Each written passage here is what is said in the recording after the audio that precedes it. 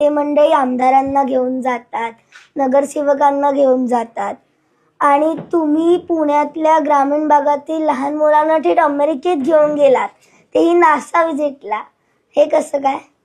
बेटा काय झालंय, जिल्हा वार्षिक योजना म्हणजे डीपीडीसी असतं, त्या डीपीडीसी मध्ये आपण जिल्ह्यातल्या वेगवेगळ्या विकास कामं त्या ठिकाणी करू शकतो. नासा एक जागतिक पातळीची महत्वाची संस्था आहे.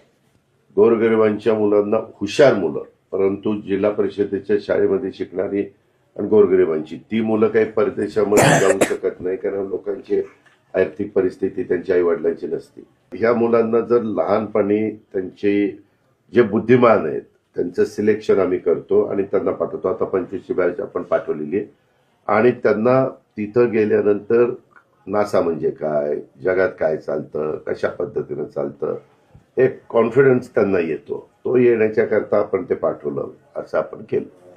ओके, म्हणजे तुम्हाला फार्मर्सच्या मुलांना सायंटिस्ट बनवायचंय, ॲस्ट्रोनॉट बनवायचंय ना?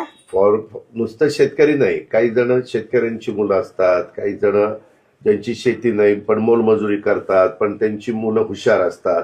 अशी गोरगरिबांची मुलं की जे कधी पण हे विद्यार्थी दशेमध्ये परदेशात गेले नसतील, अशा मुलांना तिथं पाठवायचं आणि मग त्यांनी त्यांच्या बुद्धिमत्तेचा आणखीन चांगला वापर केला तर उद्याचे ते जबाबदार नागरिक होऊ शकतात, सायंटिस्ट होऊ शकतात. त्यांनाही लहानपणी कळतं, नाहीतर लहानपणी त्यांना इतक्या विचारलं की कुठं काय, तर ते नासा म्हणजे काय